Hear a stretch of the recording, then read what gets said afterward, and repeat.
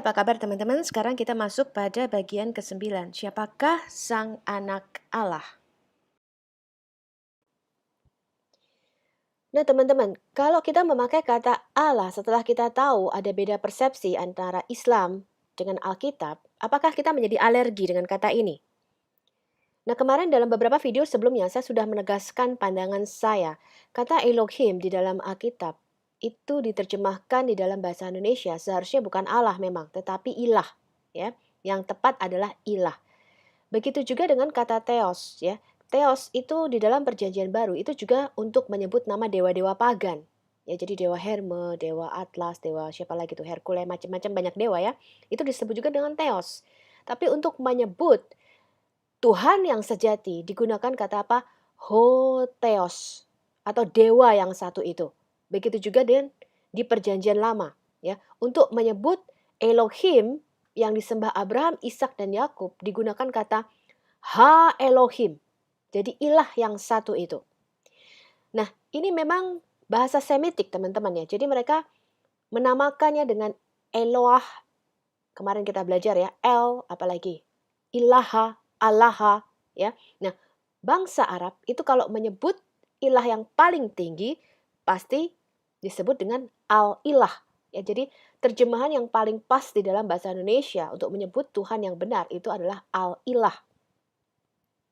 Nah, itu yang saya pakai juga. Ya, jadi kita tidak alergi dengan kata itu, ya karena kata Elohim itu juga dipakai untuk menyebut roh-roh jahat, ya roh-roh teritorial, begitu juga dengan Theos ya. Tapi untuk menyebut Allah yang benar yang disembah itu menggunakan kata Ha Elohim atau Ho Theos yang diterjemahkan di dalam bahasa Indonesia kalau kita mengambil serapan dari bahasa Arab yaitu ilah, berarti harusnya al-ilah ya atau ilah yang paling tinggi. Itu yang paling tepat terjemahannya. Nah, di dalam Alkitab, malaikat-malaikat itu disebut juga anak-anak Allah ya atau Beneha Elohim.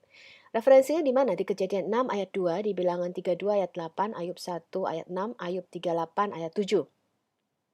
Israel itu adalah anak sulung Tuhan. Ya, disebut juga anak Tuhan. Di Keluaran 4 ayat 22, 2 Samuel 7 ayat 14, 1 Tawarik 22 ayat 10, 1 Tawarik 28 ayat 6. Orang-orang percaya itu disebut juga Beneha Elohim, ya anak-anak Allah, ya. Nah, konsep ini tentu saja bertentangan dengan Quran karena Quran menganggap tidak pantas bagi Allah untuk mempunyai anak. Nah, ini tentu saja bertentangan dengan fundamental kepercayaan Alkitab, ya bahkan di Perjanjian Lama itu Allah menyatakan dirinya sebagai Bapa berkali-kali, ya bukan hanya di Perjanjian Baru. Tapi siapa sih sebenarnya the only begotten Son of God, yaitu anak tunggal ilah yang satu itu, yaitu siapa? Yesus Kristus.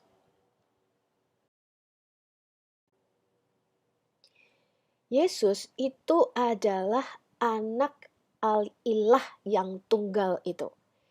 Di Yohanes 3 ayat 16, Yesus berkata, "Karena begitu besar kasih Allah akan dunia ini, sehingga ia telah mengaruniakan siapa? Anaknya yang tunggal, supaya setiap orang yang percaya kepadanya tidak binasa, melainkan beroleh hidup yang kekal." Dia yang lahir dari Allah, dari Bapa, dari kekal. Jadi Yesus itu sudah ada eksistensinya sejak kekal, sebelum dia mengambil rupa manusia. Sebagai apa? Sebagai Sang Firman. Dan oleh karena kasihnya kepada kita, dia dalam tanda kutip terjebak di dalam tubuh manusia selamanya. Ya, ketika Yesus naik ke surga itu dengan tubuh baru, tubuh kebangkitan atau tubuh kemuliaan, tidak hanya rohnya. Dengan tanda luka di kedua tangan dan kakinya. Jadi begitu pentingnya tubuh ini teman-teman, sehingga nanti di akhir zaman itu kita ada yang namanya kebangkitan tubuh. Nah, kenapa bukan hanya roh saja yang dihakimi? Karena manusia itu bisa disebut manusia seutuhnya kalau ada penyatuan antara roh dan tubuh. Ya, disatukan, maka itu disebut dengan manusia. Kalau roh saja itu bukan manusia, teman-teman. Ya, itu namanya hantu, ya. Ini adalah tetragrammaton yang kemarin kita sudah belajar, ya. Ada 4 huruf mati di sini. Yod He Vav He atau Yod He Waw He, ya. Kalau kita lihat piktogram ini adalah huruf yang dipakai Musa ketika menulis kitab Taurat yang di atas itu ya teman-teman. Itu adalah huruf awal ya dari huruf Ibrani. Anda lihat di situ ada dua pribadi ya teman-teman. Betul ya, ada dua pribadi yang sama di dalam nama Elohim, ya di dalam nama ilah kita. Kemudian kalau Anda lihat juga, huruf Ibrani ini mewakili kata. Kata apa itu? Yod, itu artinya tangan. Kemudian He itu artinya behold atau melihat. Berkaitan juga dengan Roh Kudus di sini. Jadi huruf kelima He ini dalam bahasa Ibrani itu mempunyai kaitan dengan ruah ya, dengan roh atau angin ya. Kemudian Vav atau wow itu adalah kata dan ya. Jadi dia menghubungkan kata sebelum dan sesudahnya. Jadi dihubungkan dengan Vav atau paku itu. Nah, kalau kita baca arti literal dari Yud He Vav He itu adalah lihat tangan, lihat paku. Dan itu adalah nama Yeshua itu sendiri. Ya, di mana di kedua tangannya kemarin kita belajar ada tanda luka, ya, bekas paku itu. Nah, ini berkali-kali tadi kita sudah membaca Mazmur Daud 110. Ini nubuatan mengenai Mesias yang akan disebut Tuan. Ya, makanya Yesus bertanya, "Mengapa kau sebut Mesias itu anak Daud?" Sedangkan Daud di dalam kuasa Roh Kudus menyebut Mesias adalah Adonainya atau Tuhannya.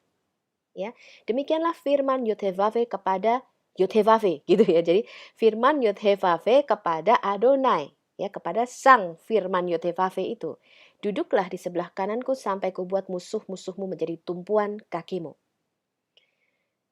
Lukas 22 ayat 69 kata Yesus, mulai sekarang sang anak manusia sudah duduk di sebelah kanan Allah yang maha kuasa. Ya, ini sesuai berarti Adonai tadi menurut Yesus adalah siapa? Sang anak manusia, yaitu sang Mesias, ya, yang duduk di sebelah kanan Yod-Heh-Vav-He. Ya, di sebelah kanan yang maha kuasa. Matius 26 ayat 62 diulangi lagi nih, Yesus mengatakan, "Kamu akan melihat sang anak manusia duduk di sebelah kanan yang maha kuasa dan datang di atas awan-awan di langit." Markus 16 ayat 19, sesudah Tuhan Yesus berbicara demikian kepada mereka, ini Yesus mati kemudian bangkit ya menampakkan diri, kemudian Yesus terangkat ke surga yang kemarin kita peringati. Terangkatlah ia ke surga, ini dalam awan-awan ya. Lalu Yesus duduk di sebelah kanan Allah. Roma 8 ayat 34. Kristus Yesus yang telah mati, bahkan lebih lagi yang telah bangkit, yang juga apa? Duduk di sebelah kanan Allah yang malah menjadi pembela bagi kita. 1 Petrus 3 ayat 22, Yesus Kristus yang duduk di sebelah kanan Allah setelah ia naik ke surga sesudah segala malaikat kuasa dan kekuatan ditaklukkan kepadanya. Jadi kita melihat kenapa Alkitab ini bisa jadi satu buku teman-teman. Ya, kenapa kitab Yahudi yang disebut Tanak dengan perjanjian baru, ini korelasinya koheren. Jadi berkesinambungan, tidak bertentangan. Perjanjian Lama mengatakan bahwa sang Mesias, sang Adonai itu, Kurios itu, akan duduk di sebelah kanan Bapa. Yesus sendiri bersaksi berkali-kali, dialah sang Mesias itu, sang anak manusia yang duduk di sebelah kanan Bapa. Kemudian Rasul Paulus dan Rasul Petrus bersaksi, Yesus itu bangkit dan duduk di sebelah kanan Allah. Jadi nyambung teman-teman. Ya, nah Quran itu nggak mengerti konsep ini. Jadi menentang konsep ini teman-teman. Ada satu surat pendek yaitu surat 112 Al-Ikhlas. Ini hanya 4 ayat ya yang dihafalkan terus-menerus dari kecil. Sehingga ini menjadi satu balok atau batu penghalang mereka ya untuk bisa sampai kepada iman Kristen. Karena mereka tuh didoktrin jangan membaca Alkitab, teman-teman. Seandainya mereka membaca Alkitab, mereka akan menemukan korelasi ya seperti yang kita sudah pelajari.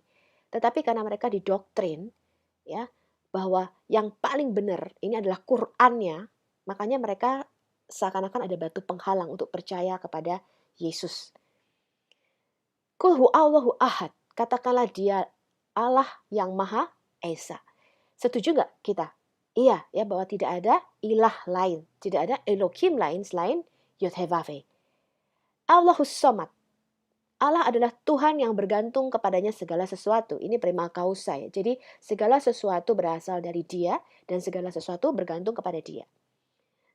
Alkitab juga mengatakan demikian, ya bahwa segala sesuatu itu diciptakan bagi Dia, oleh Dia, dan oleh Sang Firman itu Dia menopang segala sesuatu. Jadi Sang Firman itu Yesus itu menopang segala sesuatu. Ya. Lam yalid walam yulad. Dia tidak beranak dan tidak pula diperanakkan. Walam yakul lahu kufuwan ahad. Dan tidak ada seorang pun yang setara dengan dia. Ya, kita harus mengerti pola pikir Muslim. Quran surah Al-Ikhlas. Ini adalah ayat-ayat hafalan sejak mereka kecil. Jadi kita perlu memahami apa yang dimaksud dengan kata beranak dan diperanakkan. Apakah sama dengan yang dimaksud oleh Alkitab? Karena Muslim itu didoktrin untuk menghafal, tapi bukan untuk memahami atau mengerti.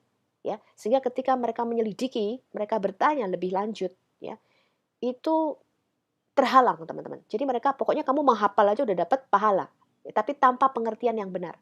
Nah, orang Kristen tidak begitu, teman-teman. Kamu menghafal dari Kejadian sampai Wahyu, nggak ada gunanya kalau kamu tidak mendapatkan pengertian yang benar. Ya, nah kata ahad, Anda ketemu ada dua kata di sini ya, Qul Allahu ahad dan walam yakul lahu kufuwan ahad. Ya, ahad itu berarti yang pertama dari banyak, ya, one of atau satu dari. Semua kata ahad di dalam Quran itu diterjemahkan sebagai satu dari. Kecuali di ayat pertama Quran surah Al-Ikhlas ini. Ya. Dari kata ahad inilah kita mendapatkan hari ahad, yaitu hari pertama dari 7 hari minggu itu. Yaitu hari apa? Hari Minggu. Ya. Hari Minggu itu disebut hari pertama, hari ahad. Artinya hari yang pertama dari ketujuh hari. Ya. Dalam bahasa Arab, untuk menunjukkan kata numerik satu itu adalah wahid. Yang dalam bahasa Ibrani adalah yahid.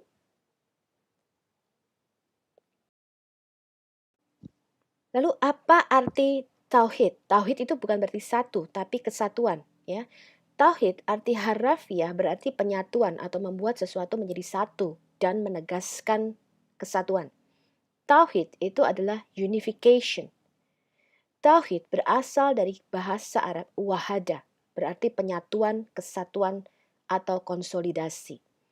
Ada 3 kategori tauhid di dalam Islam. Ya, kesatuan keilahian Tuhan, ya, tauhid ar-rububiyah, tauhid al-asma wa sifat, kesatuan nama dan atribut Tuhan, dan tauhid al-ibadah, kesatuan ibadah kepada Tuhan. Kata tauhid itu tidak ada di dalam Quran. Ya, begitu juga kata trinitas. Tidak ada di dalam Alkitab, tetapi konsepnya itu ada tersebar di dalam seluruh ayat, baik di Quran maupun Alkitab. Nah, kita tidak akan memakai istilah trinitas, tapi kita akan memakai triune God. Jadi God itu triune, sama seperti kita itu trikotomi. Manusia itu adalah trikotomi, tubuh, jiwa, dan roh. Dan kita diciptakan itu segambar dan serupa dengan Elohim. Tauhid itu menyatukan ilah-ilah di Ka'bah di dalam satu nama. Quran surah 38, Sad ayat 4 dan 5. Terjemahannya demikian. Dan mereka heran karena mereka kedatangan seorang pemberi peringatan atau rasul dari kalangan mereka. Dan orang-orang kafir berkata orang ini adalah pesihir yang banyak berdusta. Jadi mereka menuduh Muhammad itu pesihir yang banyak berdusta. Kemudian ayat 5 berkata demikian. Apakah dia menjadikan ilah-ilah, ya, yang di Ka'bah, ya, menjadikan Tuhan-Tuhan itu Tuhan yang satu saja, ilah hawahidin. Sungguh ini benar-benar sesuatu yang sangat mengherankan. Lalu apa sih konsep lam yalid walam yulad, ya, atau tidak beranak dan tidak diperanakkan? Kalau kita melihat Quran surah 6 Al-An'am, binatang ternak, ya, ayat 101. Dia pencipta langit dan bumi. Bagaimana dia mempunyai anak padahal dia tidak mempunyai istri? Jadi Allah sendiri berkata, kan ini kan kalimatnya Allah, betul ya, yang didiktekan kepada Muhammad. Allah itu mengatakan, bagaimana aku tuh bisa mempunyai anak padahal aku tidak punya sahibah, katanya. Ya, sahibah itu pasangan perempuan. Ya, kata yang dipakai di situ sahibah, Anda lihat, itu bukan istri sebenarnya, tapi pasangan perempuan. Sahibah itu kan pacar perempuan, girlfriend, itu dinamakan sahibah, ya. Dia menciptakan segala sesuatu dan dia mengetahui segala sesuatu. Makanya di dalam terjemahan bahasa Inggris ayat ini diterjemahkan sebagai consort atau pasangan, ya. Kemudian Quran surah 72 Al-Jin ayat 3. Dan bahwasanya maha tinggi kebesaran Tuhan kami. Dia tidak beristri dan tidak pula beranak. Quran surah 21, ini Al-Anbiya, ya, ayat 17. Sekiranya kami hendak membuat suatu permainan atau menghabiskan waktu, gitu ya, bersenang-senang, dalam kurung istri dan anak, tentulah kami membuatnya dari sisi kami. Harusnya kami mengambilnya dari kaum kami. Gitu maksudnya Allah, ya. Jika kami menghendaki berbuat demikian, tentulah kami telah melakukannya. Saya kasih terjemahan bahasa Inggrisnya ya, supaya tidak keliru. Quran surah 21 Al-Anbiya 17. If we wanted amusement, jika kami pengen penghiburan, gitu ya, diterjemahkan bahasa Indonesia menjadi permainan. We could have found it within us. Kita akan menemukannya di dalam diri kami sendiri. Were we to do so. Nah, tafsir Al-Jalalain mengenai Al-Anbiya 17 ini mengatakan seandainya kami, Allah gitu ya, berkeinginan untuk menemukan beberapa pengalih perhatian yang memberikan pengalian, yaitu seorang pasangan wanita atau seorang anak, kami pasti akan menemukannya dengan diri kami sendiri di antara para huris, bidadari-bidadari surga ya, atau malaikat bermata indah seandainya kami melakukannya. Tetapi kami tidak melakukannya sehingga kami tidak pernah menginginkannya. Jadi di dalam konsep Islam, Allah itu mengatakan dia tidak mempunyai anak karena dia tidak mempunyai pasangan atau mempunyai istri. Ini adalah Quran surah 39, As-Summar, ayat 4. Kalau sekiranya Allah hendak mengambil anak, tentu dia akan memilih apa yang dikehendakinya di antara ciptaan-ciptaan yang telah diciptakannya. Maha suci Allah, dialah Allah yang Maha Esa, lagi Maha mengalahkan. Seandainya Tuhan ingin mengambil seorang putra karena mereka menuduh bahwa dia memiliki yang penuh belas kasihan, ya, telah mengambil bagi dirinya seorang putra, dia dapat memilih dari apa yang telah dia ciptakan apapun yang dia kehendaki dan menganggapnya sebagai anak-anak, bukannya malaikat. Ini tafsirnya ya. Mereka klaim sebagai anak-anak perempuan Allah atau klaim mereka bahwa Esra adalah putra Allah atau bahwa Yesus adalah putra Allah. Kemuliaan baginya dalam peninggiannya sebagai yang di atas bahwa ia harus mengambil seorang anak. Dia adalah Tuhan yang maha meyakinkan semua makhluknya. Ini adalah tafsir Al-Jalalain. Jadi mereka mengklaim bahwa orang Yahudi itu mengatakan Ezra adalah putra Allah atau Uzair, ya. Tapi tidak ada orang Yahudi yang mengatakan Ezra atau Uzair itu putra Allah, ya. Yesus adalah putra Allah. Nah, itu yang mereka klaim. Jadi pengertian mereka adalah Tuhan tidak bisa mempunyai anak. Ini pengertiannya di dalam konsep Islam. Jadi tadi kita lihat bahwa konsep Quran itu adalah anak secara biologis. Ya Tuhan tidak punya anak sebab dia tidak punya istri. Nah, tidak ada orang Kristen yang berpikiran bahwa Allah kawin, punya sahibah ya atau punya konsort pasangan lalu punya anak. Tuhan kita itu dapat menjadikan Maryam perawan mempunyai anak tanpa punya pasangan atau tanpa suami. Bahkan Quran menyatakan apakah Maryam dan Yesus adalah Allah selain Tuhan. Nah, hal ini tidak ada di dalam Alkitab. Ya, jadi Trinitas di dalam Quran itu menyatakan apakah Allah itu ketiga dari yang tiga. Nah, itu tidak ada di dalam konsep Alkitab. Ya, Alkitab tidak pernah menyatakan Al-Ilah kita atau Elohim kita itu ketiga dari yang tiga. Apalagi Maryam, Yesus, dan Allah itu adalah ketiganya adalah Allah. Ya tidak demikian. Jadi triune God itu bukan seperti itu. Istilah anak itu bukanlah anak yang dilahirkan dari hubungan seksual atau harus mempunyai pasangan. Istilah anak itu merujuk pada sesuatu atau seseorang yang keluar dari sumber atau dari asalnya, yaitu cabang atau tunas. Yesus berkata, aku keluar dan datang dari Allah. Mana saya memberikan contoh, kalau Anda disebut juga anak Indonesia, putra Indonesia atau putri-putri Indonesia, itu betul apa salah? Betul ya, karena Anda disebut putra Indonesia karena Anda berasal dari Indonesia. Ya, Anda keluar ke negara lain, Anda disebut apa? Oh, kamu anak Indonesia. Contoh lainnya apa? Kalau saya bilang ibu jari, apakah ibu jari ini punya bapak jari? Lalu anak jarinya di mana? Ya, jadi istilah anak yang ada di dalam Alkitab itu adalah bahasa manusia, perumpamaan untuk menunjukkan kedekatan karena tidak ada bahasa manusia lainnya untuk menunjukkan satu hubungan. Kemudian kalau kita bicara anak sungai, apakah ada bapak sungai sama ibu sungai kawin lalu punya anak namanya anak sungai? Kan tidak. Anak kunci, apakah ada bapak kunci, ibu kunci kawin lalu punya yang namanya anak kunci? Tentu saja tidak. Ya, kata anak itu merujuk pada asal eksistensi Yesus yang keluar dari Allah. Kata anak itu dalam bahasa Arab ada dua, ibnu dan walid. Kata walid itu merujuk pada keturunan anak secara biologis, hasil perkawinan seksual. Kalau kata ibnu itu menunjuk kepada relasi atau hubungan. Contoh dalam Quran ya, itu ibnu sabil. Disebut juga anak jalanan.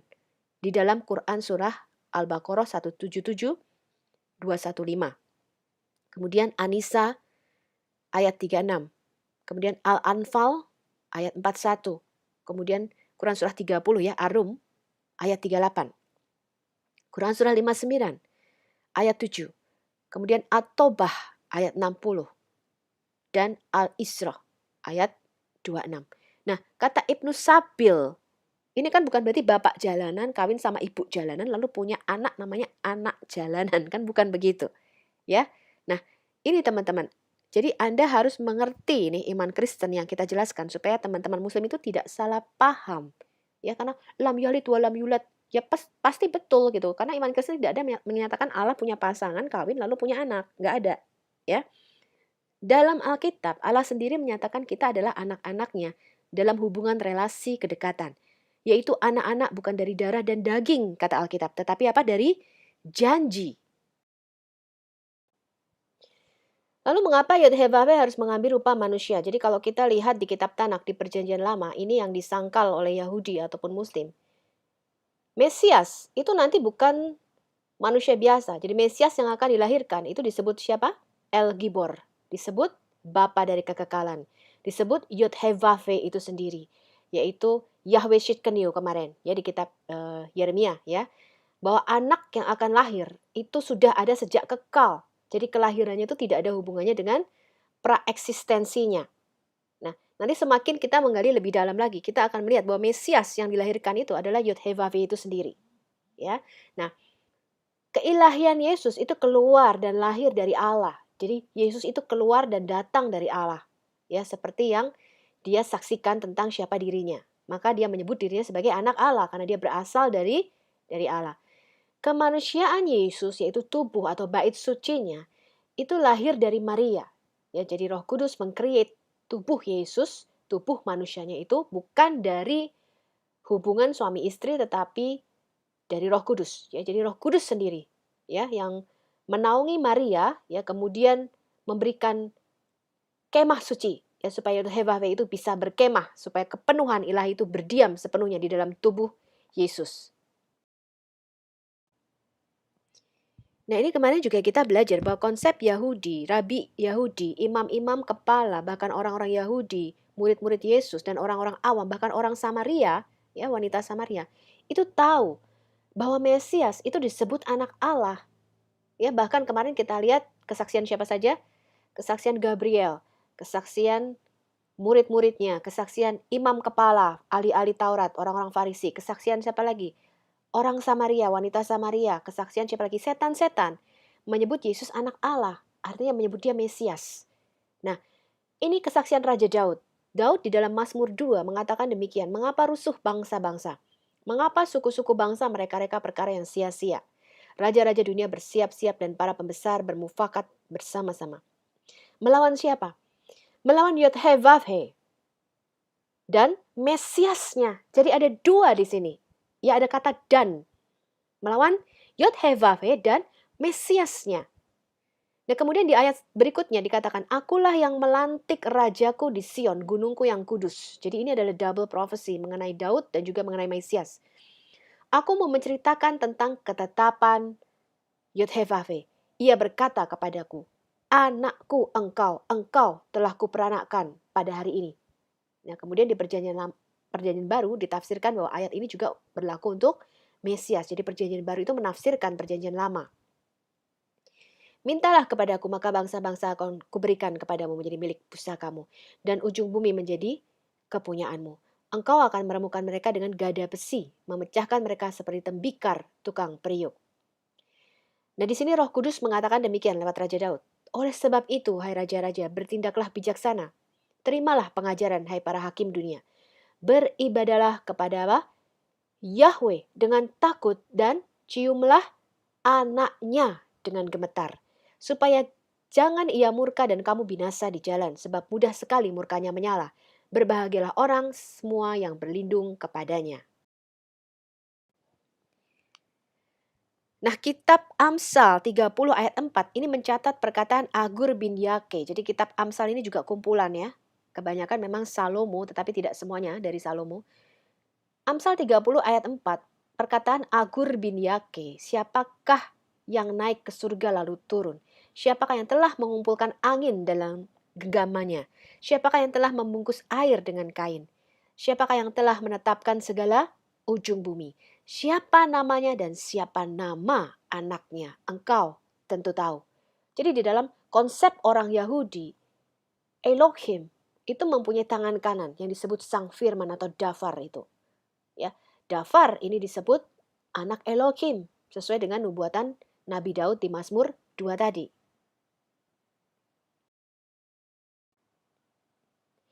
Mesias itu disebut juga tunas ilahi atau cabang ilahi yang kudus atau the branch. Zakaria 3 ayat 8. Ya, ini perumpamaan tentang imam besar Yosua. Dengarlah, hai imam besar Yosua, engkau dan teman-temanmu yang duduk di hadapanmu. Sungguh kamu merupakan apa? Suatu prototipe, suatu lambang. Sebab sesungguhnya aku akan mendatangkan siapa? Hambaku, yakni siapa? Sang tunas. Zakaria 6 ayat 12, katakanlah kepadanya, beginilah firman Yahweh semesta alam. Inilah orang yang bernama Sang Tunas. Ia akan bertunas dari tempatnya dan ia akan mendirikan bait Tuhan. Jadi bait suci Tuhan itu adalah tubuh Yesus sendiri yang akan dia persembahkan ya sebagai korban penebus bagi kita. Yeremia 33 ayat 15. Pada waktu itu dan pada masa itu aku akan menumbuhkan siapa? Tunas keadilan bagi Daud. Ia akan melaksanakan keadilan dan kebenaran di negeri. Nah, Mesias ini disebut tunas ilahi yang kudus atau the branch. Di Yesaya 11 ayat 1 sampai 2, suatu tunas akan keluar dari tunggul Isai. Apa ini maksudnya? Jadi dari anak atau keturunan Isai. Dan taruk yang akan tumbuh dari pangkalnya akan berbuah. Nah, ini Yesaya 11 yang kemarin saya bilang bahwa di dalam Mesias itu terdapat 7 roh Yahweh. Ya, sempurna. Roh Yahweh akan ada padanya. Roh hikmat dan pengertian, roh nasihat dan keperkasaan, roh pengenalan dan takut akan Tuhan. Ya, kesenangannya ialah takut akan Yahweh. Nah, manusia itu menurut rabi-rabi itu tidak bisa menerima ketujuh roh Allah. Jadi Mesias ini nanti disebut sebagai manusia ilahi. Ya, nanti ketika kita belajar mengenai tangga Yakub, kita akan melihat mengenai nubuatan di Yesaya 11 ini lebih detail lagi. Ia tidak akan menghakimi dengan sekilas pandang saja. Jadi Mesias yang akan lahir dari keturunan Isai, yaitu dari Daud, ya Isai itu bapaknya Daud, itu dia kalau menghakimi bukan dengan memandang saja dan dia menjatuhkan keputusan menurut kata orang. Tetapi ia akan menghakimi orang dengan orang-orang yang lemah dengan keadilan dan akan menjatuhkan keputusan terhadap orang-orang yang tertindas di negeri dengan kejujuran. Ia akan menghajar bumi dengan perkataannya seperti dengan tongkat. Dan dengan nafas mulutnya ia akan membunuh orang fasik. Ia tidak akan menyimpang dari kebenaran dan kesetiaan. Seperti ikat pinggang tetap terikat pada pinggangnya. Jadi dikatakan Mesias itu punya satu indera yang namanya indera penciuman atau membawi. Jadi makanya kemarin kita lihat, saya pernah menyinggung sedikit, mengapa Yesus itu bisa mengetahui pikiran orang. Ya, berkali-kali di dalam kitab Injil itu dicatat, maka Yesus mengetahui pikiran orang itu, maka Yesus mengetahui apa yang ada di dalam hati orang itu. Jadi mengetahui apa yang ada di hati orang, di pikiran orang, atau di unseen yang tidak kelihatan, itu hanya bisa dipunyai kalau dia mempunyai yang namanya ketujuh roh Allah. Jadi makanya dia menghakimi, karena apa yang ada di dalam hati itu kadang-kadang beda dengan apa yang keluar, ya. Ketika Yesus menghakimi, itu dia tidak menghakimi dengan apa yang kamu katakan, tetapi dia melihat ke dalam hati kamu. Ya, nanti kita akan semakin jelas nih bahwa Mesias itu mempunyai yang namanya ketujuh roh Allah ini tadi, ya. Ya, mengenai nubuatan di Yesaya 11 nanti kita akan melihat lebih detail lagi ketika kita membahas Kejadian 28 ketika Yakub mimpi dia melihat tangga atau sulam, ya. Itu ada hubungannya dengan Yesaya 11 tadi. Nah, di Kisah Rasul 2 ayat 29 sampai 31 ini kesaksian Rasul Petrus bahwa Yesus itu adalah sang tunas itu. Ya, sang tunas yang mempunyai ketujuh roh Allah. Petrus berkata, "Saudara-saudara, aku boleh berkata-kata dengan terus terang kepadamu tentang Daud, bapa bangsa kita. Ia telah mati dan dikubur, dan kuburannya masih ada pada kita sampai hari ini.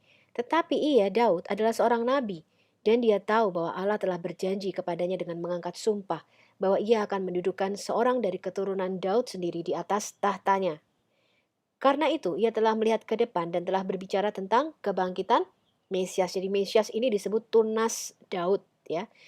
Ketika ia mengatakan bahwa dia tidak ditinggalkan di dalam dunia orang mati dan bahwa dagingnya tidak mengalami kebinasaan. Yesus inilah yang dibangkitkan Allah dan tentang hal itu kami semua adalah saksinya. Di Wahyu 22 ayat 16, Rasul Yohanes menulis demikian, ini kesaksian Yesus, ya. "Aku Yesus telah mengutus malaikatku untuk memberi kesaksian tentang semuanya ini kepadamu bagi jemaat-jemaat. Aku adalah sang tunas, ya, yaitu keturunan Daud, bintang timur yang gilang gemilang." Tunas itu disebut juga shemah. Nah, shemah itu cabang kuntum gitu ya, keluar bertumbuh gitu ya, atau berbuah. Tunas atau cabang itu mempunyai pokok dan akar di mana dia keluar dan bertumbuh.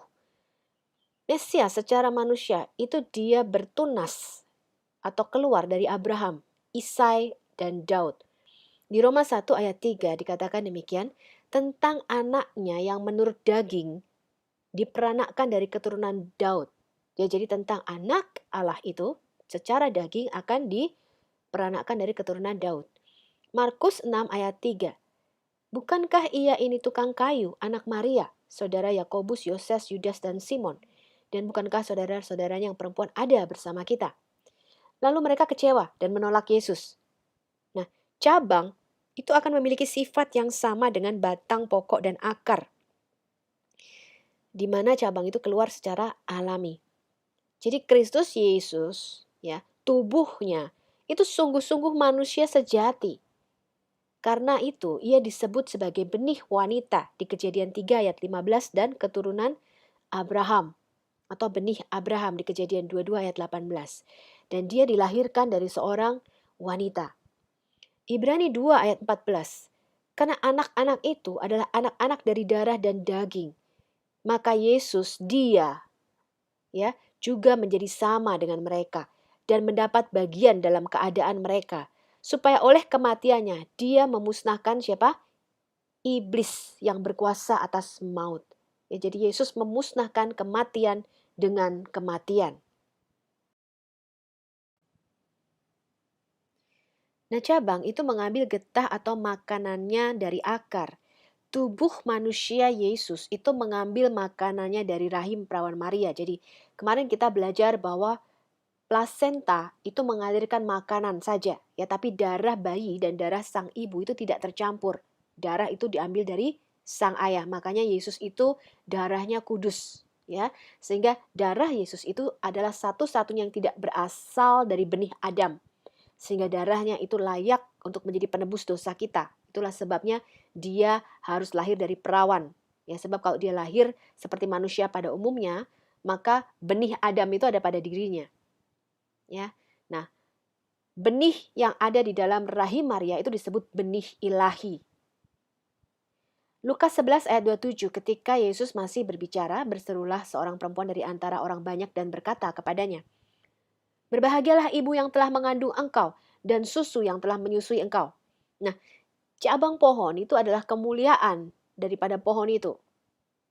Mesias sebagai sang anak manusia, sebagai keturunan dan anak Daud menurut daging, itu adalah kemuliaan dari semua ras Daud, dari semua keturunan Daud, ya. Dan juga seluruh gereja pada umumnya. Di Matius 22 ayat 45, jadi jika Daud menyebut dia Mesias sebagai tuannya, bagaimana mungkin ia anaknya pula? Ya, jadi walaupun secara daging diperanakan dari Maria sebagai keturunan Daud, ya, karena Yusuf dan Maria kemarin kan dari keturunan Daud, tetapi benihnya itu bukan berasal dari benih manusia, tapi benih ilahi. Jadi Daud pun menyembah kepada sang Mesias itu. Jadi hal ini untuk membantah ya mereka yang mengatakan tubuh manusia Mesias, ya tubuh manusia sang Mesias itu berasal dari surga. Dan bahwa dia melewati rahim perawan seperti air melalui pipa air atau pipa saluran ya, tapi tidak demikian. Jadi benar-benar Roh Kudus ketika menaungi Maria itu menciptakan tubuh, he create ya, a living thing, benar-benar tubuh ya, tubuh bayi di dalam rahim perawan Maria tersebut ya. Nah, karena itu sang Mesias itu disebut sebagai benih dari wanita atau dilahirkan dari seorang wanita. Di Galatia 4 ayat 4 yang kemarin merupakan ayat hafalan kita, tetapi in the fullness of time, setelah genap waktunya, maka siapa? Allah mengutus anaknya yang lahir dari seorang perempuan dan takluk kepada hukum Taurat. Di sini kita dapat mengagumi kebaikan dan kasih karunia Allah yang berlimpah kepada kita ya, dan kasihnya yang khas kepada umat manusia. Karena Tuhan Yesus tidak mempertahankan ya rupa ilahinya itu. Ya, nature malaikatnya, tetapi dia mengambil baginya benih Abraham. Di Ibrani 2 ayat 16 dikatakan demikian, sebab sesungguhnya bukan malaikat-malaikat yang ia kasihani, tapi keturunan Abraham yang ia kasihani. Ya, jadi Allah sungguh sangat mengasihi kita, sehingga firman-Nya itu kemudian mengambil rupa menjadi manusia. Nah, bahwa harus ada juru selamat untuk manusia yang jatuh, tapi tidak ada untuk malaikat yang jatuh, yaitu iblis ya dan malaikat-malaikatnya. Ini menunjukkan bagaimana manusia itu dimuliakan dan ditinggikan oleh Yang Maha Kuasa. Martabat yang lebih besar, apa yang dapat Allah berikan kepada kita selain bahwa sifat kita harus dipersatukan dan dijadikan satu dengan Tuhan. Nah, ini adalah kebangkitan dan dasar dari semua harapan dan penghiburan kita. Jadi Tuhan memberikan jembatan ke surga lewat sang manusia ilahi yang bernama Mesias atau Yesus Kristus ini. Sehingga kita ini bisa diangkat teman-teman. Tadinya kita sudah terputus menjadi manusia ilahi. Kita bisa berhubungan dengan dimensi roh. Ya, tadinya Adam itu di Eden, di taman di Eden itu dia bisa bercakap-cakap dengan Allah. Dalam pengertian Adam itu dia punya koneksi dengan dunia roh. Ya, jadi dia nggak ada batas itu. Dia bisa melihat dimensi roh ini. Tapi ketika kita jatuh di dalam dosa, kita tidak lagi menjadi manusia ilahi. Kita tidak bisa lagi masuk ke dalam hadirat Tuhan.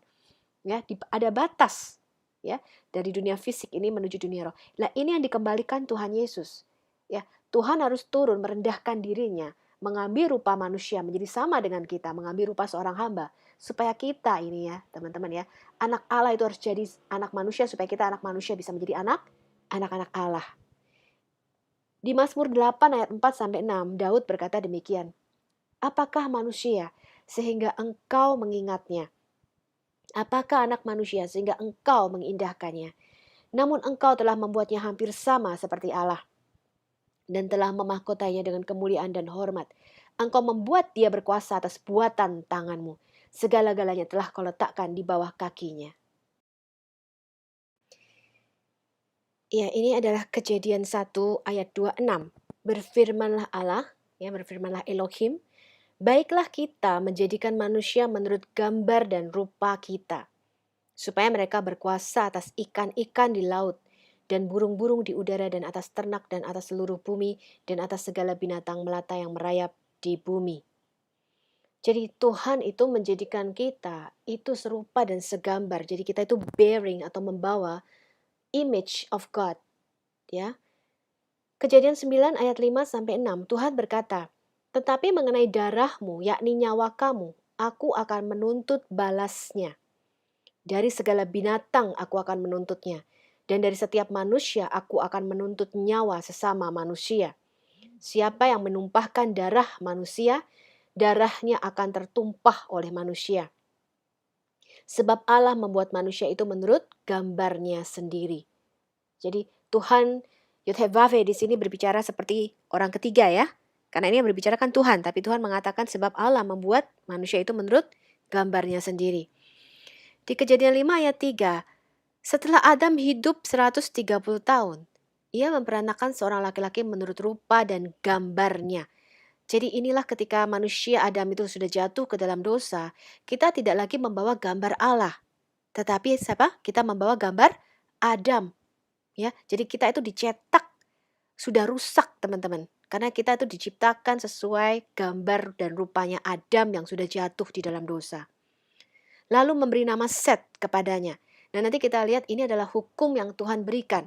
Jadi segala sesuatu tumbuh-tumbuhan yang berbiji ya, itu menghasilkan dirinya sendiri ya. Makanya ini adalah hukum alam yang Tuhan berikan di kitab Kejadian. Itu nanti kita semua melihat namanya hukum kehidupan. Di situ Tuhan berikan. Makanya pohon yang baik itu akan menghasilkan buah yang baik. Ya kan Yesus katakan, pohon yang tidak baik akan menghasilkan buah yang tidak baik. Nah, kita ini dari biji benihnya Adam, teman-teman. Ya. Roma 3 ayat 23, karena semua orang telah berbuat dosa dan telah kehilangan kemuliaan Allah. Dan oleh kasih karunia telah dibenarkan dengan cuma-cuma karena penebusan di dalam Kristus Yesus. Karena itu Yesus berkata, kamu harus dilahirkan 2 kali. Kalau kamu cuma lahir sekali dari ibumu, berarti kamu cuma lahir dari benih Adam. Kamu cuma segambar dan serupa dengan Adam yang sudah rusak itu. Yesus berkata, kamu harus lahir kembali dari benih ilahi. Nah, Yesuslah sang pokok, itu disebut Adam terakhir. Roma 8 ayat 29, sebab semua orang yang dipilihnya dari semula, mereka juga ditentukannya dari semula untuk menjadi serupa dengan gambaran anaknya. Supaya dia, anaknya itu, menjadi yang sulung di antara banyak saudara. Jadi Yod-Heh-Vav-He itu harus mengambil rupa manusia. Supaya dia memulihkan kita yang sudah rusak ini, gambar kita yang sudah rusak ini, dipulihkan teman-teman. Ya, menjadi satu manusia baru. Dikatakan di dalam Yesus kita menjadi ciptaan yang baru. Jadi kita harus dipulihkan menurut gambar Yesus, yaitu siapa? Manusia ilahi itu. Kita lihat perumpamaan membayar pajak ini yang ada di kitab Matius 22 ayat 17 sampai 22. Orang-orang Yahudi itu datang mau mencoba Yesus gitu ya. Mereka mengatakan demikian, katakanlah kepada kami pendapatmu. Apakah diperbolehkan membayar pajak kepada kaisar atau tidak? Ya, jadi mereka mau coba ini, jawabannya iya apa enggak nih, gitu kan ya. Tetapi Yesus mengetahui kejahatan hati mereka itu. Nah, Yesus bisa membaui ya. Jadi dia tuh punya sense, dia bisa membaui, ini jahat, ini jebakan nih katanya ya. Lalu Yesus berkata, mengapa kamu mencobai aku, hai orang-orang munafik? Tunjukkanlah kepadaku mata uang untuk pajak itu. Mereka membawa suatu dinar kepadanya. Maka Yesus bertanya kepada mereka, gambar atau ikon dan tulisan siapakah ini? Jawab mereka, gambar dan tulisan kaisar. Lalu kata Yesus kepada mereka, berikanlah kepada kaisar apa yang wajib kamu berikan kepada kaisar, dan kepada Allah apa yang wajib kamu berikan kepada Allah. Kolose 1 ayat 15, Yesus itu adalah ikon atau gambar Allah yang tidak kelihatan, yang sulung, lebih utama dari segala yang diciptakan. Jesus is the visible image of the invisible God. Ya, jadi dia tuh benih yang mula-mula, yang pertama kali, ya tubuh Yesus itu diciptakan, di-create di dalam rahim Maria sebagai manusia ilahi. Dan di dalam Yesus kita itu harus dilahirkan kembali dari benih ilahi, yaitu dari roh dan air, kata Yesus. Kita itu membawa icon, ya, kita membawa gambar dan rupa Tuhan. Sehingga kita ini adalah miliknya Tuhan. Sama seperti koin, itu membawa siapa? Gambar dan rupa kaisar, ya. Maka koin ini hak kekaisaran. Maka Yesus katakan kamu harus berikan kepada kaisar apa yang wajib kamu berikan, dan kepada Allah apa yang wajib kamu berikan kepada Allah. Nah, di sini kita lihat ini adalah koin yang bergambar kaisar, ya. Anda bisa lihat di situ kayak Romawi kuno, ya. Kamu itu akan menjadi seperti apa yang kamu sembah. Gambar atau karakter yang kita sembah itu akan tercetak di dalam diri kita. Kamu akan menjadi sama persis seperti yang kamu sembah, ya. Makanya kemarin kita melihat ketika Petrus berjalan di atas air, dia melihat Yesus, dia bisa berjalan di atas air sama seperti Yesus, ya. Jadi kita dirubah seperti apa yang kita lihat. Tapi ketika dia melihat dirinya sendiri, dia mulai jatuh tenggelam ke dalam air sehingga Petrus tidak bisa lagi mengatasi hukum alam itu. Nah, kita ini akan menjadi persis karakternya dengan apa yang kita sembah, teman-teman. Kalau Yesus itu lemah lembut dan rendah hati, dia maha pengampun, maka orang-orang Kristen itu juga pasti harus seperti itu, teman-teman. Ya, karena kita harus sama persis dengan apa yang kita sembah, karena kita bergaul, betul nggak? Anda bergaul dengan para pemabuk, lama-lama Anda ikutan mabuk. Anda bergaul sama orang-orang narkoba, lama-lama Anda jadi narkoba juga, ya. Jadi dengan siapa Anda menyembah, dengan siapa Anda sembah atau Anda bergaul intim, itu Anda akan tercetak, teman-teman. Anda akan seperti itu gitu loh, ya. Nah, ini persis seperti yang kita sembah, ya. Kita akan jadi persis seperti yang kita sembah. Nah, Tuhan itu adalah the great designer. Dia adalah maha pencipta. Jadi Tuhan meninggalkan sidik jarinya itu di setiap ciptaannya. Dari mulai mikroskopik sampai makroskopik itu ada jejak sidik jari Tuhan di situ, ya. Seorang desainer itu selalu meninggalkan labelnya pada setiap karya masterpiece-nya. Jadi kalau ada barang yang rusak, kita beli, kita tahu gitu harus kemana nih memperbaikinya gitu ya. Lalu Alkitab itu apa? Alkitab itu adalah buku manual kehidupan, buku petunjuk kehidupan. Kalau kita beli barang, TV gitu misalnya ya, pasti ada buku manualnya ya. Kalau Anda tidak membaca buku manualnya, kita bisa abuse, ya bisa salah menggunakannya nih. Kita nggak tahu nih remote-nya harus dipencet yang mana ya. Nah, di dalam buku manual itu biasanya kan ada garansi, ada jaminan ya. Ada petunjuk fungsional. Kemudian ada apa? Ada peringatan atau caution-nya ya.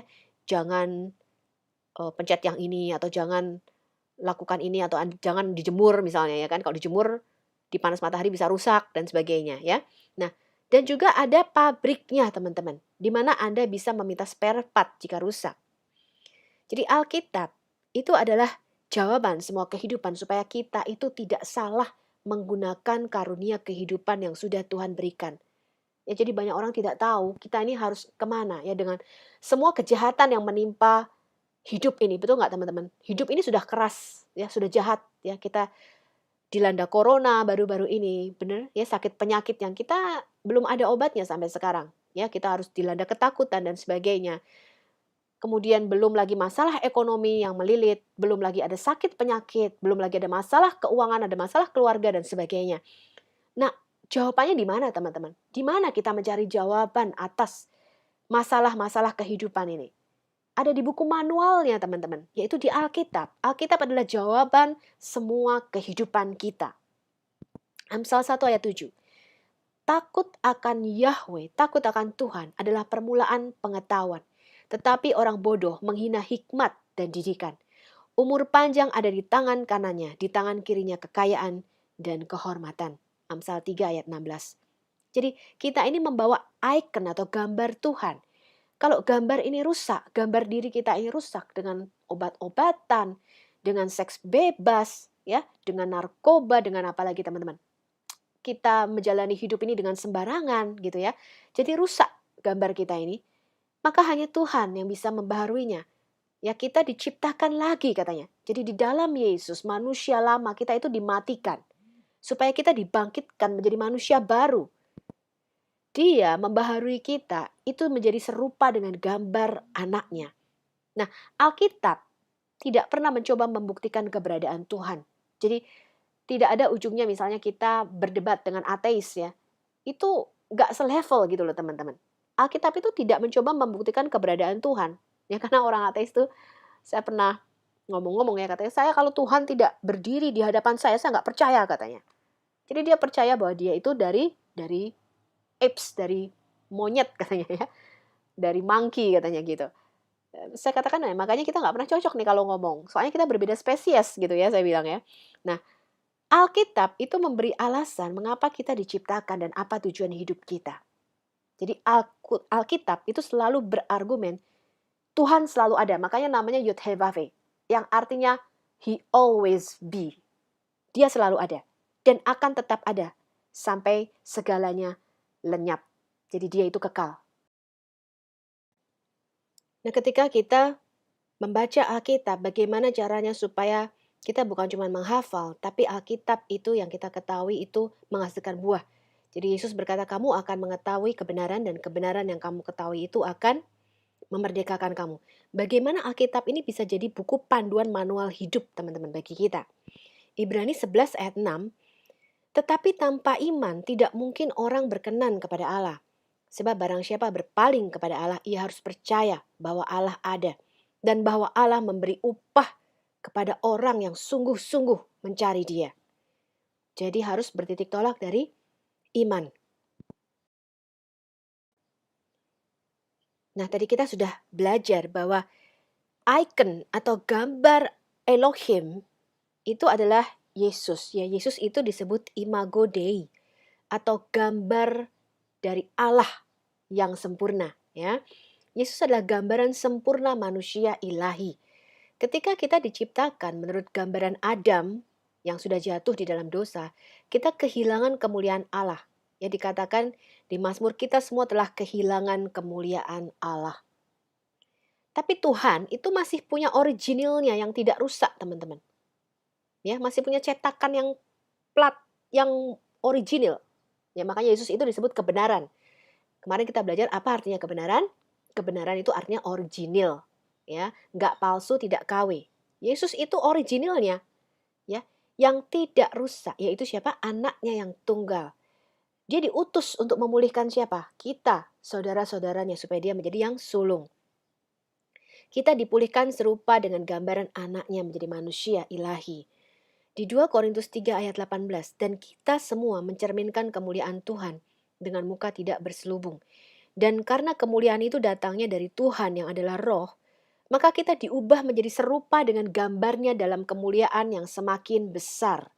Roma 8 ayat 29. Sebab semua orang yang dipilihnya dari semula, mereka juga ditentukannya dari semula untuk apa? Menjadi serupa dengan gambaran anaknya. Supaya ia anaknya itu menjadi yang sulung di antara banyak saudara. Metamorfo. Ya, jadi berubah.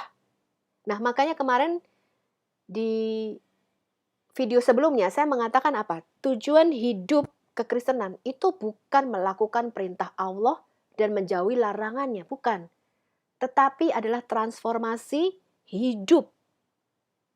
Itu yang Tuhan Yesus bawa. Jadi Tuhan itu datang ke dalam dunia mengambil rupa manusia. Supaya kita ini, yang rupa hamba ini loh, menjadi manusia-manusia ilahi.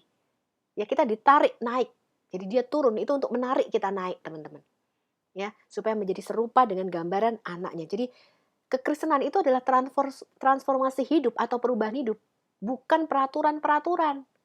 Ya, bukan Anda teliti ini larangannya apa, perintahnya apa. Makanya Paulus kan di dalam surat-suratnya, kalau kita bicara surat-surat Paulus itu dia bicara memang agak dalam ya. Surat-surat Paulus itu susah dimengerti, teman-teman. Rasul Petrus juga mengatakan Rasul Paulus itu pinter, saking pinternya surat-suratnya kadang-kadang susah dimengerti ya. Makanya dibolak-balik sama Muslim. Itu kadang-kadang kata-katanya Rasul Paulus itu dibolak-balik. Kenapa? Karena Paulus itu kalau ngomong dalam. Ya, kalau ngomong dalam. Jadi nggak bisa kalau nggak sambil minum Ovaltine Macchiato ya. Jadi kalau ngomongin prinsip Rasul Paulus itu memang harus sambil tenang pikirannya ya supaya bisa mengerti apa yang Paulus maksudkan. Paulus mengatakan bukan masalah makan atau nggak makan, tapi masalah kamu jadi batu sandungan atau tidak jadi batu sandungan, itu masalahnya. Ya, jadi tidak lagi kita terikat pada peraturan harus begini, harus menguduskan hari-hari bulan-bulan tertentu. Tapi masalahnya adalah hati nurani ini sekarang. Ya, jadi transformasi atau perubahan hidup. Kita lanjutkan kembali Yesus sebagai imago Dei ya, atau gambar rupa Allah. 2 Korintus 4 ayat 4, yaitu orang-orang yang tidak percaya, yang pikirannya telah dibutakan oleh ilah zaman ini. Sehingga mereka tidak melihat apa? Cahaya Injil tentang kemuliaan Mesias, kemuliaan Kristus yang adalah apa? Gambaran Allah. Jadi Kristus itu adalah icon theos. Dia adalah gambar Allah tadi. Makanya Yesus mengatakan barang siapa melihat aku, kamu melihat Allah. Yohanes 14 ayat 7, sekiranya kamu mengenal aku, pasti kamu juga mengenal Bapakku. Sekarang ini kamu mengenal dia dan kamu telah melihat dia. Kata Filipus kepadanya, Tuhan, tunjukkanlah Bapa itu kepada kami. Itu sudah cukup bagi kami. Kata Yesus kepadanya, telah sekian lama aku bersama-sama kamu, Filipus. Namun engkau tidak mengenal aku. Barang siapa telah melihat aku, ia telah melihat Bapa. Bagaimana engkau berkata, tunjukkanlah Bapa itu kepada kami. 1 Yohanes 3 ayat 2, saudara-saudaraku yang kekasih, sekarang kita adalah anak-anak Allah, tetapi belum nyata apa keadaan kita kelak. Akan tetapi kita tahu bahwa apabila Kristus menyatakan dirinya, ini kedatangan yang kedua ya, kita akan menjadi sama seperti dia. Sebab kita akan melihat dia dalam keadaannya yang sebenarnya. 1 Korintus 15 ayat 49, sama seperti kita telah memakai rupa atau icon yang alamiah, ya. Demikian pula kita akan memakai rupa atau icon dari yang surgawi. Jadi nanti kita diubah serupa. Ya, tubuh kita itu nanti pada waktu kebangkitan akan diubah menjadi tubuh kemuliaan seperti Yesus.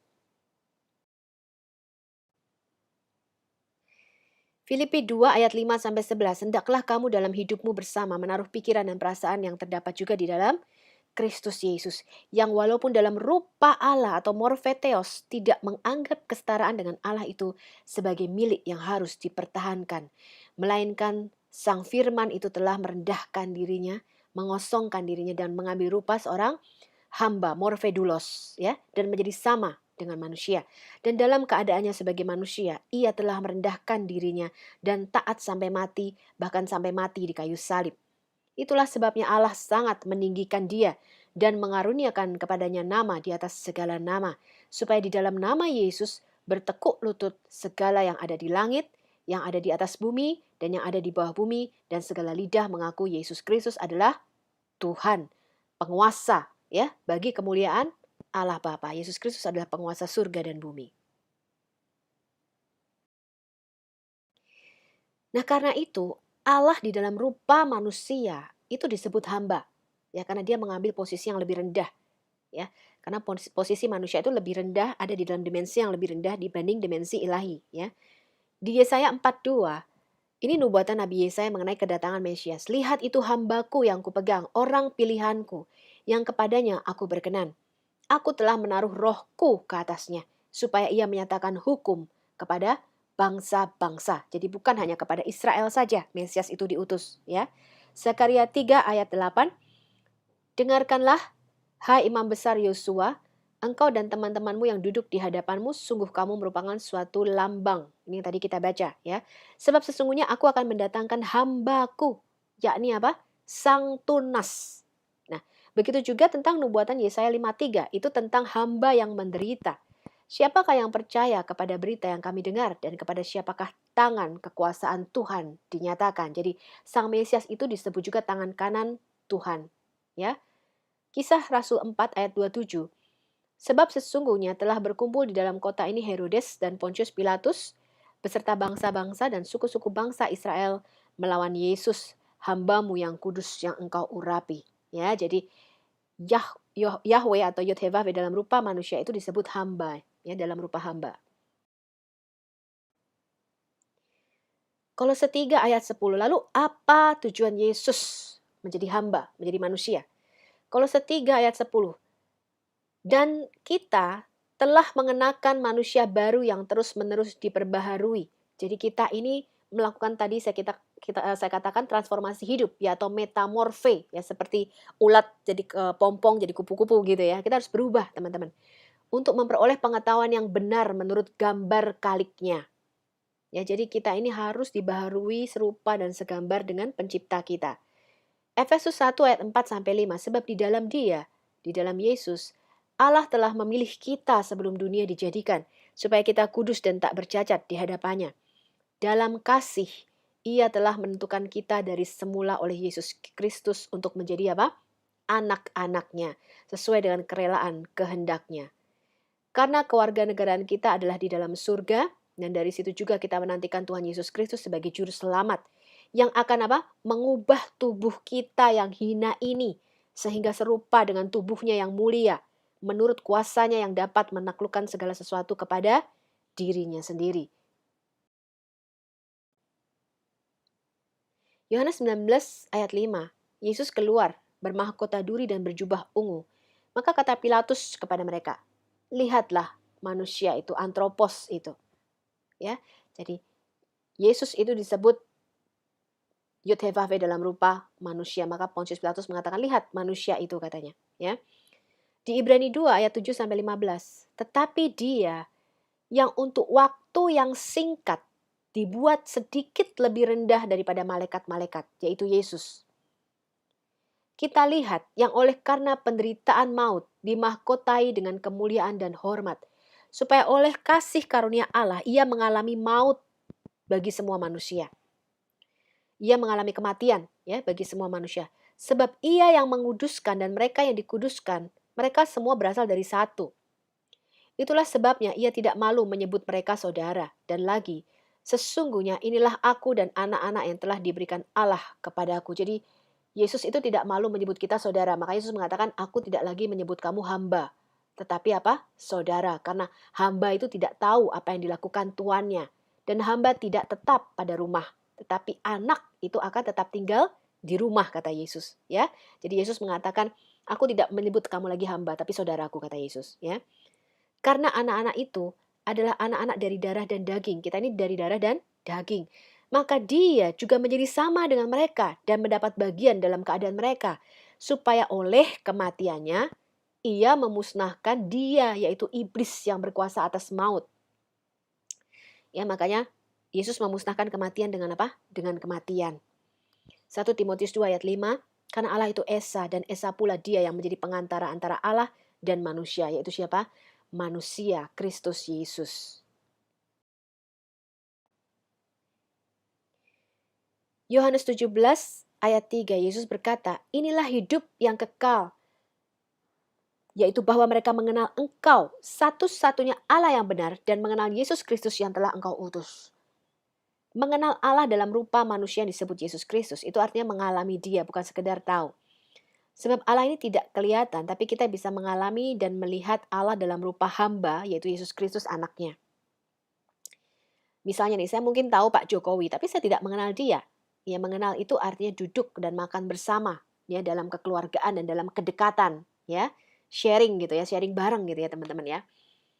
Di Yohanes 14 ayat 23 jawab Yesus, jika seorang mengasihi aku, ia akan menuruti firman-Ku, dan Bapa-Ku akan mengasihi dia.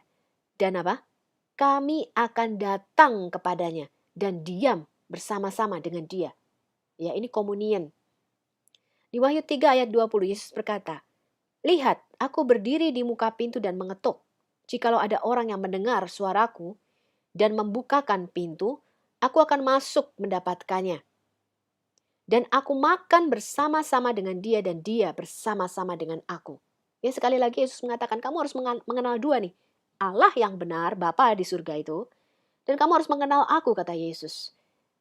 Maka kalau kamu menuruti firman-Ku, ya, kami, aku dan Bapa, kami akan berdiam di dalam kamu. Lewat apa? Lewat Roh Kudusnya yang ada di dalam kita. Ya, Yesus mengatakan, kalau kamu membuka pintu, mendengarkan suaraku, maka aku akan masuk dan aku akan makan bersama-sama dengan dia dan dia bersama-sama dengan aku, kata Yesus. Di 2 Petrus 3 ayat 18, tetapi bertumbuhlah di dalam kasih karunia dan dalam apa? Pengenalan akan Tuhan dan juru selamat kita, Yesus Kristus. Jadi semakin kamu mengenal Yesus Kristus, semakin kamu menjadi serupa dengan Yesus Kristus. Ya, semakin kamu memandang Yesus Kristus, semakin kamu mencari Yesus, kamu akan dirubah menjadi seperti Yesus. Sehingga kita ini disebut anak-anak Allah. Nah, baginya kemuliaan sekarang dan sampai selama-lamanya. 1 Yohanes 5 ayat 20, akan tetapi kita tahu bahwa anak Allah telah datang dan telah mengaruniakan pengertian kepada kita. Supaya apa? Supaya kita mengenal yang benar. Dan kita ada di dalam yang benar. Di dalam anaknya Yesus Kristus. Dia adalah Allah yang benar dan hidup yang kekal.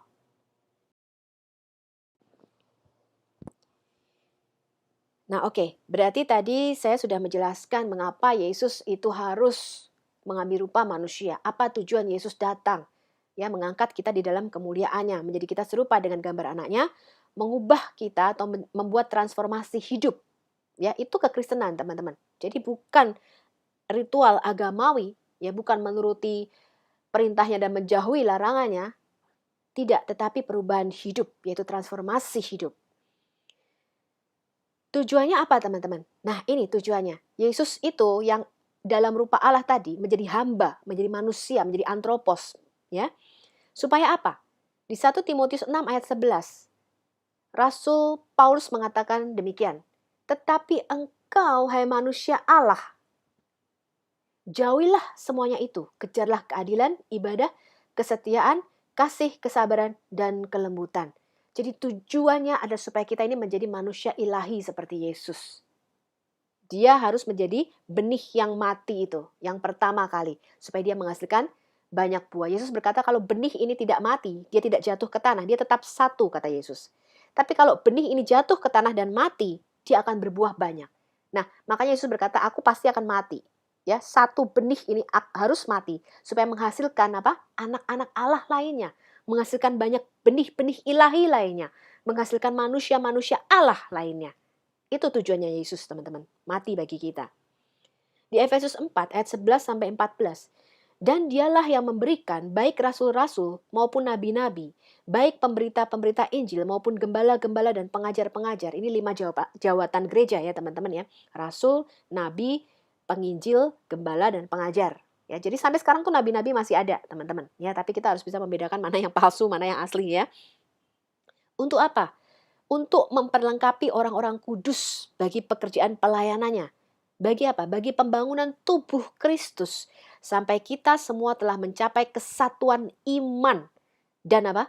Pengetahuan yang benar tentang anak Allah. Kedewasaan penuh dan tingkat pertumbuhan yang sesuai dengan kepenuhan Kristus. Sehingga kita bukan lagi anak-anak yang diombang-ambingkan oleh rupa-rupa angin pengajaran, oleh permainan palsu manusia dalam kelicikan mereka yang menyesatkan. Filipi 3 ayat 7. Tetapi apa yang dahulu merupakan keuntungan bagiku, kata Rasul Paulus, sekarang aku anggap rugi karena Kristus. Malahan segala sesuatu kuanggap rugi karena pengenalan akan Kristus Yesus Tuhanku lebih mulia daripada semuanya. Oleh karena dialah aku telah melepaskan semuanya itu dan menganggapnya sampah supaya aku memperoleh Kristus. Jadi Rasul Paulus mengatakan semua pengetahuanku, ya, ilmu-ilmuku, karena dia itu ahli Taurat, ya teman-teman. Paulus itu bukan orang sembarangan, ya, bukan orang umi yang tidak tahu Alkitab, enggak, dia bukan orang buta huruf. Dia orang yang hafal Alkitab dari A sampai Z, teman-teman, ya. Dia mengatakan yang dahulu merupakan keuntungan bagiku. Ya, jadi Rasul Paulus itu kalau teman-teman tahu latar belakangnya, dia tuh murid paling pandai dari Rabi Gamaliel. Ya, pada waktu itu Rabi besar itu disebut Rabi Gamaliel. Rabi Gamaliel ini cucunya Rabi Hillel ya. Ini garis keturunan rabi-rabi yang luar biasa gitu teman-teman. Makanya Paulus itu disebut juga Rabi Saul ya teman-teman ya. Nah, jadi dia mengatakan semuanya itu kuanggap rugi katanya. Oleh karena apa? Karena pengenalan akan Kristus Yesus Tuhanku itu lebih mulia. Ya, aku menganggapnya sampah supaya aku bisa memperoleh Kristus. Di 1 Timotius 3 ayat 16, dia menyatakan demikian. Dan sesungguhnya, agunglah rahasia ibadah kita.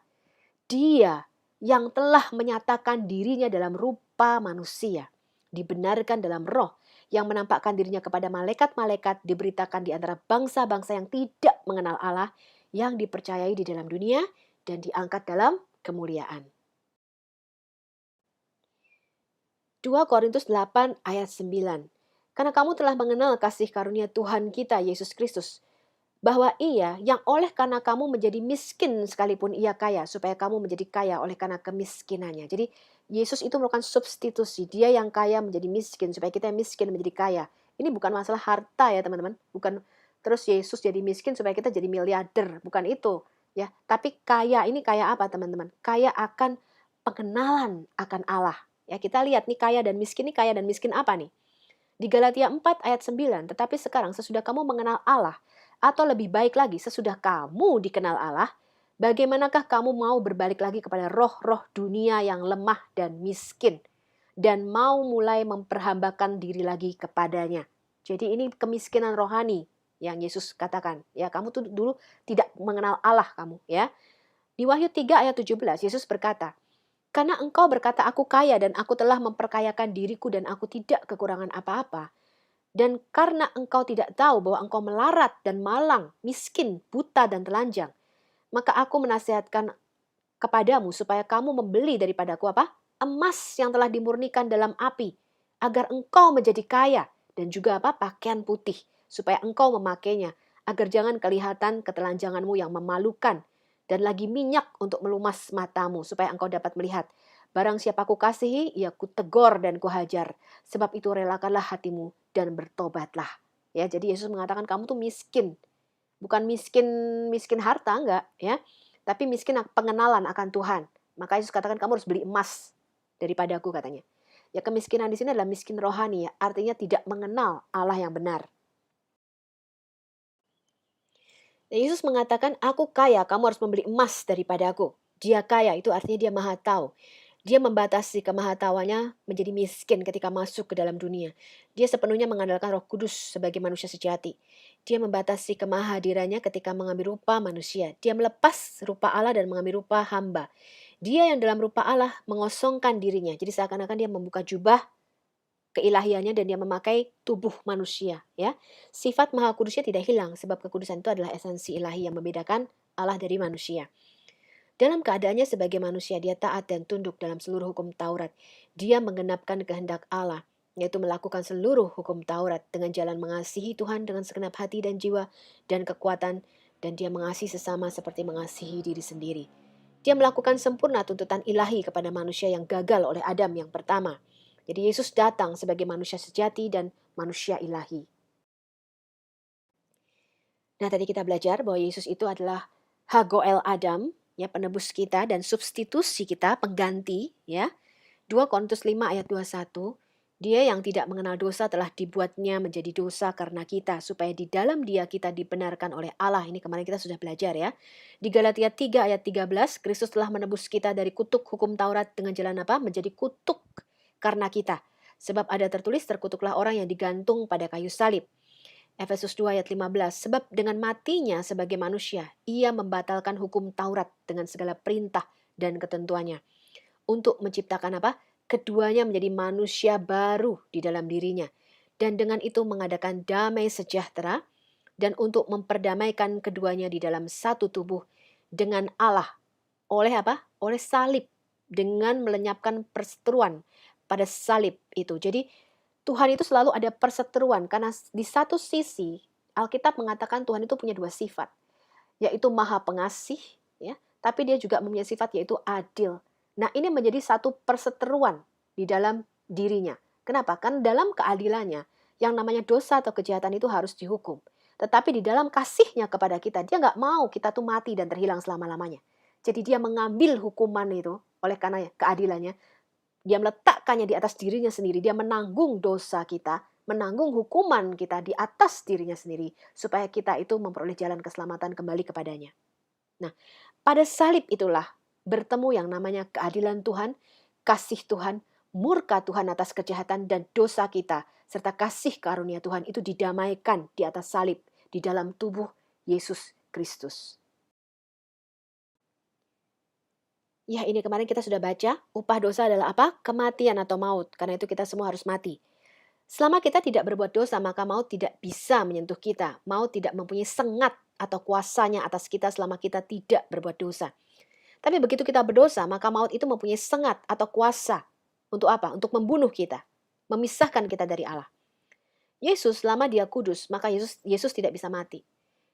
Maka di Yesaya 53 ayat 6, kita sekalian sesat seperti domba, masing-masing kita mengambil jalannya sendiri. Tetapi apa? Tetapi Yahweh telah menimpakan kepada Mesias, kepada anak domba itu, kejahatan kita semua. Yesus itu mengalami siksaan kira-kira dari jam 9 pagi, ya. Kemudian disalib jam 12, matinya jam 3 sore. Ya, kemudian sebelum jam 6 sore dia dikuburkan. Ini menggenapkan ritual anak domba Paskah karena dia meninggal tanggal 14 Nisan, tepat pada hari menjelang Paskah ya. Pada waktu Paskah itu imam besar itu akan mengadakan penyembelian ya anak domba mulai dari jam 9 pagi, selesainya tepat di jam 3 sore, teman-teman. Nah, pada waktu disalib itu kan terjadi kegelapan dan gempa bumi yang hebat ya. Allah itu memalingkan mukanya dari Yesus. Jadi Bapa itu memalingkan mukanya karena semua kejahatan, kutuk, dosa itu ditimpakan, maka terjadi apa? Kegelapan yang luar biasa ya. Dan itu dicatat di dalam sejarah. Roh Kudus itu depart, pergi daripada Yesus. Sehingga Yesus berkata, Eli, Eli, lama sabachthani. Artinya apa? Allahku, Allahku, mengapa engkau meninggalkan aku? Nah, segala dosa dan kejahatan dan kutuk itu ditimpakan atas Yesus. Murka Tuhan ditimpakan atas Yesus. Jadi Yesaya 53 ayat 10 dikatakan, tetapi Yahweh berkehendak meremukkan dia dengan kesakitan. Apabila ia menyerahkan dirinya sebagai apa? Korban penebus dosa atau korban penebus salah. Dia akan melihat keturunannya, umurnya akan lanjut dan kehendak Tuhan akan terlaksana olehnya. Kata-kata yang dipakai di sini adalah it pleased the Lord to bruise him. Ya, kenapa kok Tuhan senang untuk meremukkan dia? Menyenangkan bagi Tuhan. Karena ketika Allah Bapa itu menyerahkan anaknya yang tunggal, dia mendapatkan kita, anak-anaknya kembali, teman-teman. Ya, dia menyerahkan anaknya tunggal supaya dia mendapatkan kita sebagai anak-anaknya. Nah, Allah itu membelakangi anaknya di kayu salib. Kemudian dia merobek tirai bait suci Salomo, dikatakan pada waktu Yesus mati, jam 3 sore, tirai yang memisahkan antara ruang kudus dan maha kudus, ini sobek dari atas sampai bawah. Nah, tirai itu nggak tipis ya teman-teman ya. Dikatakan di situ tirainya itu setebal telapak tangan. Jadi tebel itu tirainya teman-teman. Sobeknya tuh bukan dari bawah ke atas. Bukan digunting ya teman-teman ya. Tapi sobeknya tuh dari atas ke bawah. Nah, jadi yang memisahkan ruang kudus dan maha kudus. Tadinya kan ruang maha kudus ini hanya imam-imam besar saja yang boleh masuk. Ya, Bapa menyobek tirai bait suci itu ya untuk membuka tabir jalan bagi kita. Jadi Yesus itu telah membuka jalan pendamaian bagi kita yang selama ini dipisahkan oleh dosa. Di Ibrani 10 ayat 19. Jadi saudara-saudara, oleh darah Yesus kita sekarang penuh keberanian dapat masuk ke dalam apa? Tempat kudus. Jadi kita sekarang ini kembali kepada zaman Adam, bisa bercakap-cakap dengan Allah. Bisa face to face. Kita bisa seperti teman ngobrol, teman-teman. Ya, melalui Roh Kudusnya ada di dalam kita. Dia berbicara kepada kita. Karena ia telah membuka jalan yang baru dan yang hidup bagi kita melalui tabir, yaitu apa? Dirinya sendiri. Dan kita sekarang mempunyai imam besar sebagai kepala rumah Allah. Jadi Yesus itu adalah imam besar kita. Yaitulah gambaran daripada Yesus sendiri, ya, imam besar itu. Oke, ini slide terakhir teman-teman. Ya, Filipi 3 ayat 10 sampai 14. Yang ku kehendaki ialah mengenal Dia, Yesus Kristus, dan kuasa kebangkitannya dan persekutuan di dalam penderitaannya, di mana aku menjadi serupa dengan Dia dalam kematiannya, supaya aku akhirnya beroleh kebangkitan dari antara orang mati. Bukan seolah-olah aku telah memperoleh hal ini atau telah sempurna, melainkan aku mengejarnya kalau aku dapat juga menangkapnya. Karena aku pun telah ditangkap oleh Kristus Yesus. Saudara-saudara, aku sendiri tidak menganggap bahwa aku telah menangkapnya, tetapi ini yang kulakukan. Aku melupakan apa yang telah di belakangku dan mengarahkan diri kepada apa yang di hadapanku. Dan berlari-lari kepada tujuan untuk apa? Memperoleh hadiah, yaitu panggilan surgawi dari Allah di dalam Kristus Yesus. Jadi tujuan hidup kita itu adalah untuk mengejar pengenalan akan Yahweh, akan Tuhan. Ya, itu adalah tujuan hidup kita untuk menjadi serupa dengan gambaran anaknya, memiliki transformasi hidup. Nah, tadi tirainya itu sudah disobek sama Yesus, teman-teman. 700 tahun kemudian dijahit lagi sama Muhammad. Sehingga manusia itu ketutup jalannya sama Tuhan. Makanya Muhammad mengatakan di dalam Quran ya, bahwa tidak seorang pun manusia dapat berkata-kata dengan Allah, ya. Kecuali apa? Dari balik tabir, dari balik hijab. Nah, ini konsep yang berbeda ya, karena Yesus mengatakan dia sudah merobek hijab itu. Dia sudah membuka jalan tabir itu sehingga kita dapat masuk ke ruang Maha Kudus dan kita dapat bertemu dengan Tuhan sendiri. Ya, lewat Roh Kudusnya yang ada di dalam kita. Terima kasih teman-teman. Kita akan jumpa lagi di video ke-10 nanti. Semoga video ini berguna ya bagi teman-teman semuanya. Anda boleh download dan sharingkan video ini. Saya akan menutup dengan 2 Korintus 5 ayat 17. Jadi siapa yang ada di dalam Kristus, dia adalah ciptaan yang baru. Yang lama sudah berlalu, sesungguhnya yang baru sudah datang. Mari kita bawa Injil kabar baik ini ke seluruh pelosok Indonesia. Indonesia pasti akan diselamatkan dan Tuhan akan mencurahkan Roh Kudus-Nya atas bangsa ini. Amin. Sampai jumpa lagi.